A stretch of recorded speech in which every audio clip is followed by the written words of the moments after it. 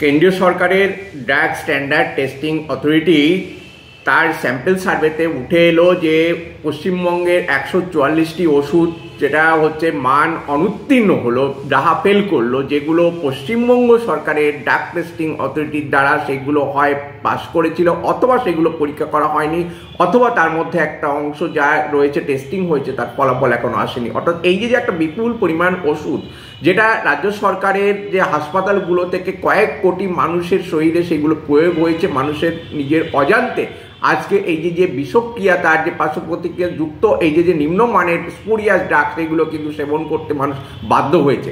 আজকে এই কেন্দ্রীয় সরকারের যে টেস্টিংয়ের পরে আজকে দেখা যাচ্ছে যে তড়িঘড়ি রাজ্য সরকার গতকাল একটা সার্কুলার জারি করেছে যে এই যে ওষুধগুলো মান অনুত্তীর্ণ হলো সেইগুলোকে ইমিডিয়েট ডিটেক্ট করতে হবে, কোথায় কোথায় রয়েছে সেইগুলোকে তুলে আনতে হবে এবং সেগুলোকে বন্ধ করতে হবে।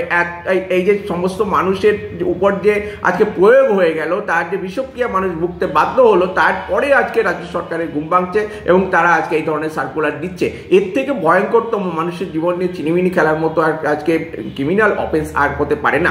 আমরা সার্ভিস ডক্টরস ফোরামের পক্ষ থেকে মনে করি যে আজকে এই যে রাজ্য সরকারের ওষুধ টেস্টিংয়ের যে পরিকাঠামো, যে প্রক্রিয়া, সেটা পুরোপুরি বন্ধ করে রাখা হয়েছে।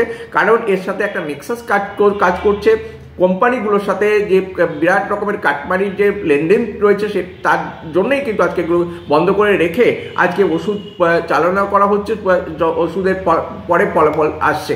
এর থেকে ভয়ঙ্করতম কিছু হতে পারে না। কিছুদিন আগে আমরা দেখলাম যে পশ্চিমবঙ্গ ফার্মাসিউটিক্যাল কোম্পানির যে রিঙ্গার্স ল্যাক্টেট তার বিষক্রিয়ায় মেদিনীপুর মেডিকেল কলেজে প্রস্তুতির মৃত্যু হয়েছিল এবং তার দায় ডাক্তারদের উপর চাপানো হচ্ছে। এই যে একের পর এক ফার্মাসিউটিক্যাল কোম্পানিগুলো যে ওষুধ আজকে পরে স্যাম্পল সার্ভেতে উঠে আসে তারপরে সেগুলো বন্ধ করা হচ্ছে, এর ফলে কি হচ্ছে, কোটি কোটি টাকা জনগণের ট্যাক্সের টাকার যে ওষুধ কেনা হয়েছিল সেই ওষুধ বাজেয়াপ্ত করতে হচ্ছে। তাহলে এর দায় আজকে কে নেবে? আজকে কোটি কোটি টাকা জনগণের টাকা কোথায় যাবে আজকে? এবং এই যে তার ফলে যে একটা হঠাৎ করে শূন্যতা সৃষ্টি হওয়া, সেই মানুষকে লক্ষ লক্ষ টাকা খরচ করে আজকে বাজার থেকে ওষুধ কিনতে হচ্ছে। ওই ড্রাগ পলিসির জন্য আজকে দেখা যাচ্ছে ওষুধের দামও আজকে ভয়ঙ্কর। ফলে মানুষকে আজকে চূড়ান্ত আজকে একটা গিনিপিগ করা এবং মানুষের একটা মানুষকে আজকে এইভাবে মৃত্যুর দিকে ঠেলে দেওয়ার মতো এত জঘন্যতম কাজ হতে পারে না। আমরা সার্ভিস ডক্টরস ফোরামের পক্ষ থেকে মাননীয় মুখ্যমন্ত্রীর কাছে আমরা খোলা চিঠি পাঠাচ্ছি, এটা বন্ধ করা হোক ইমিডিয়েট, এবং যাতে সম্পূর্ণরূপে ড্রাগ টেস্টিংয়ের ফলাফল আসার পরে যাতে পারচেস প্রকিউরমেন্ট হয় সেই দাবি আমরা রাখছি। এবং এই ইমিডিয়েট যেগুলো আজকে অনুত্তীর্ণ হলো সেগুলো ইমিডিয়েট বন্ধ করা হোক, এই দাবি আমরা মাননীয় মুখ্যমন্ত্রীর কাছে খোলা চিঠির মারফত রাখছি।